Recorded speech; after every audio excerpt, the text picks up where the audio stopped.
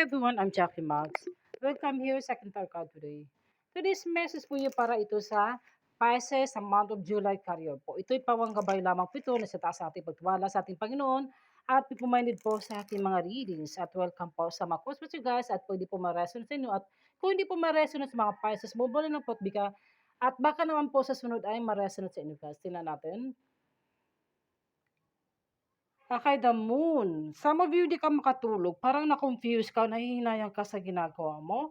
Hindi ko alam kung some past life regrets na parang meron kang pinaghihinayang o namimiss mo sa isa yung person mo o pwede to nagkalayo kayo o is either in your relationship, some of you. Hindi ka makatulog, parang daming maniisip. So, kailangan i-rest mo yung sarili mo, yung isip mo at matulog ng maayos. The True of Life at ito ay may mga kombinasyon ito guys. Po dito guys, soulmate, kung kayo po ay single na person, nagkatugma na yung mga person mo, ibig sabihin yung bang nagkatagpo na kayo. Po dito guys, na tinutulungan ka ng person mo para makaahon sa hirap at tutulungan ka nga makapag-work. Po dito kay pagdalago sa yung career at naranasan mo na kailangan mo mag-work, kailangan mo may mag-assist sa'yo o kailangan mo yung tulong ng iba.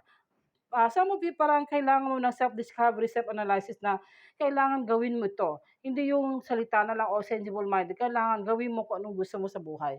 Sa iyong kakabuti lang po. Nine of Cups, may balita, good news, may offer, may opportunity, successful ka daw kung kayo po ay nakafocus ng trabaho. Some of you naman ay nakapag-relax o gusto naman yung magpapahinga.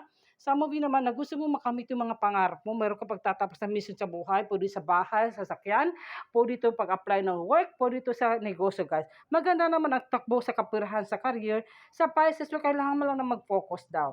Kailangan sundin mo ang tuition mo. Some of you, huwag makalimot pagdasa sa ating Panginoon po. Yun na po. Thank you. Bye.